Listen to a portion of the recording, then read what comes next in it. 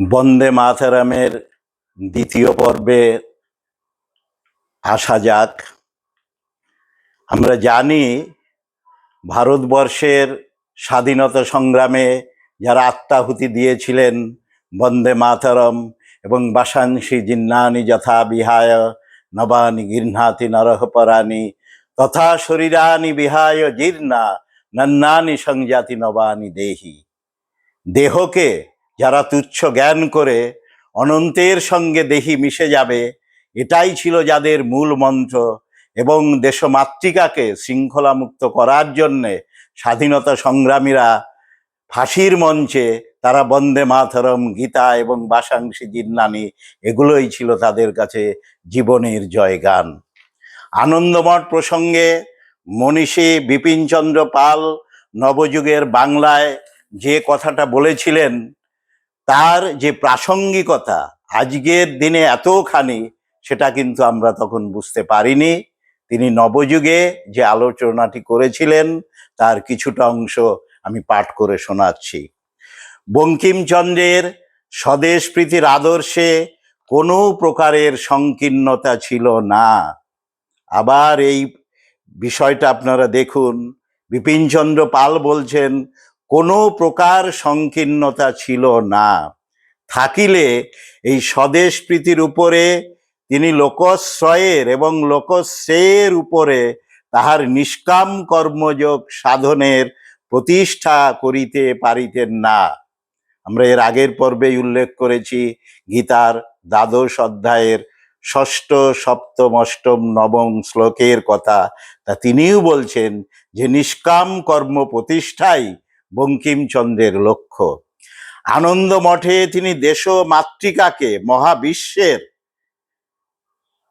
মহাবিষ্ণুর বা নারায়ণের অঙ্কে স্থাপন করিয়া আমাদের দেশপ্রীতি ও স্বদেশ সেবা ব্রতকে সাধারণ মানব প্রীতি এবং বিশ্ব মানবের সেবার সঙ্গে মিলাইয়া দিয়াছেন। বিশ্ব মানব এই কথাটি ভীষণ ভীষণ উল্লেখযোগ্য। একদিকে আনন্দমঠ একটা অতি প্রবল স্বদেশ প্রীতি ও স্বাজাত্যাভিমান জাগাইয়া দেয়, কিন্তু ইহার সঙ্গে সঙ্গে আর একদিকে এই স্বদেশ প্রীতি এবং স্বাজাত্যাভিমান বিশ্বপ্রীতি এবং বিশ্ব কল্যাণ কামনা হইতে বিচ্ছিন্ন হইলে যে আপনার সফলতা কিছুতেই আহরণ করিতে পারে না। আনন্দ মঠে বঙ্কিমচন্দ্র আশ্চর্য কুশলতা সহকারে সন্ন্যাসী বিদ্রোহের পরিণাম দেখাইয়া এই কথাটাও প্রচার করিয়া গিয়াছেন। আচ্ছা, বিশ্ব কল্যাণ, বিশ্ব প্রীতি থেকে যদি আমরা বিচ্যুত যদি হই, তাহলেই কিন্তু আমাদের উদ্দেশ্য সফল হবে না। এই যে গান, অর্থাৎ ভারতবর্ষকে স্বাধীন করার যে মূল মন্ত্র, তাকে যে অবজ্ঞা করা হয়েছে, এবার অল্প কথায় সেটিকে তুলে ধরছি। 1950 সালের 24শে জানুয়ারি গণপরিষদের অধিবেশনে সভাপতি রাজেন্দ্র প্রসাদ আশ্চর্যজনকভাবে ঘোষণা করেন, জনগণ মন ভারতের ন্যাশনাল এন্থিমের স্বীকৃতি পাবে আর তার সমান মর্যাদা ও সম্মানে থাকবে বন্দে মাতরম। অর্থাৎ জনগণ মন হবে জাতীয় বন্দনা সঙ্গীত বা মুখ্য সঙ্গীত, আর দ্বিতীয়টি জাতীয় স্তোত্র ন্যাশনাল হিম বা জাতীয় সঙ্গীত ন্যাশনাল সং। প্রথম গানটির সময় ধার্য হলো 52 মিনিট। দ্বিতীয় গানটির জন্য সময়ের কোনো নির্দেশিকা তৈরি হলো না। কিন্তু এই গান সম্বন্ধে যোগীরাজ মতিলাল কি বলছেন? তিনি বন্দে মাতরম এই শব্দ বন্ধটি বীজাকারে ব্যাখ্যা করে বলছেন যে, যোগীরাজ মতিলাল, হে বিশ্বের শ্রী, তুমি আমাকে বিশ্বমাতার কাছে প্রদান করো। তার অভিমত এই বন্দে মাতরম সম্বন্ধে আমি আবার বিষয়টা পড়ছি। হে বিশ্বের শ্রী, তুমি আমাকে বিশ্বমাতার কাছে প্রদান করো।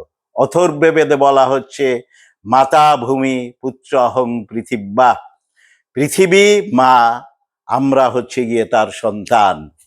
এবার একবার সমুদ্র মন্থনের কথা যদি আমরা চিন্তা করি, দেখব মন্দার পর্বতকে সেই মন্থনদণ্ড হিসাবে ব্যবহার করে বাসুকী নাগকে তখন তার রজু সেই জড়িয়ে ধরে, একদিকে দেবতা একদিকে দানব, তারা যখন সেই সমুদ্র মন্থন করছে, তখন যিনি উঠে এলেন সেই লক্ষ্মীর শ্রী, পৃথিবীর শ্রী, সেই লক্ষ্মী দেবী, তিনি দুহাত জোড় করছেন এবং সবাই দেবতা এবং অসুর তাকে বন্দনা করছেন।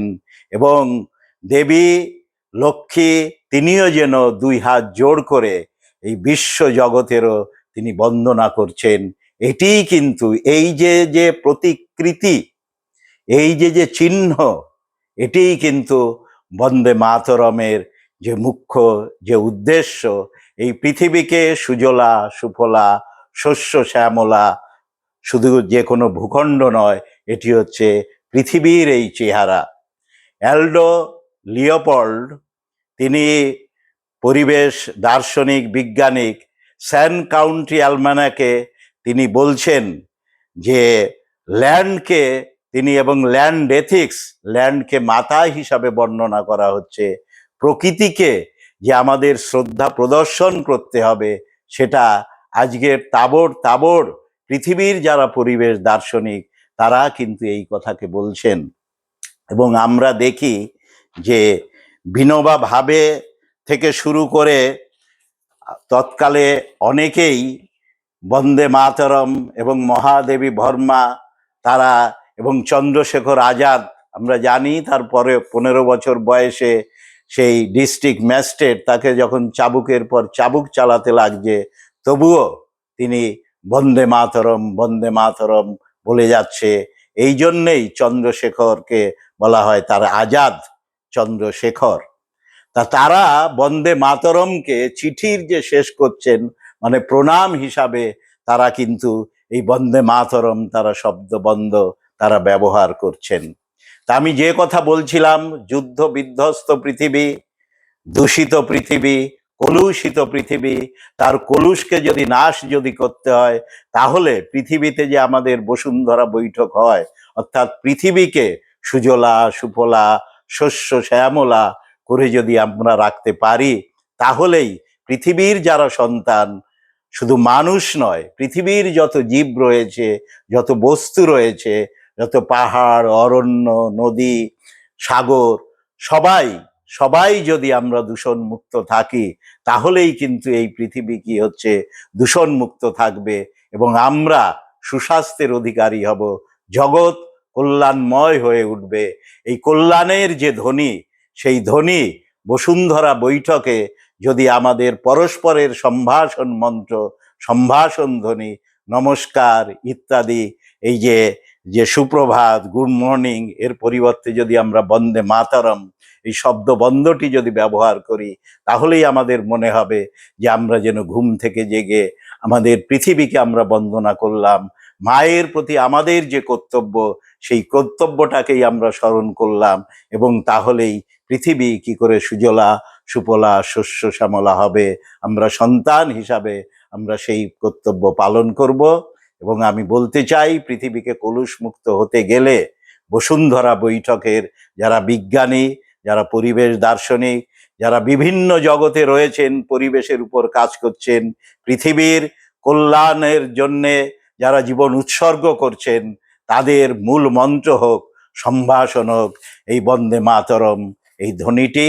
এবং আমি এই বিষয়ে ছোট্ট একটি ছড়া পড়ে আমার এই বক্তব্য শেষ করছি। শিশু মায়ের বুকে জগৎ ভরে সুখে, শূন্য মায়ের বুক ঘর ভরাও আসুক, মা যখন দেশ সুস্থ পরিবেশ, হিমবাহ রামধনুকে ধৌত পরমেশ, ধরো নিজেই মা বাঁচার প্রেরণা। সবাইকে অভিনন্দন, ধন্যবাদ। সবাই ভালো থাকুন। আমাদের কামনা হোক বন্দে মাতরম এই শব্দবন্ধের ভিতর দিয়ে পৃথিবীর কলুষ মুক্ত হোক, সেটাই আমাদের কামনা হোক।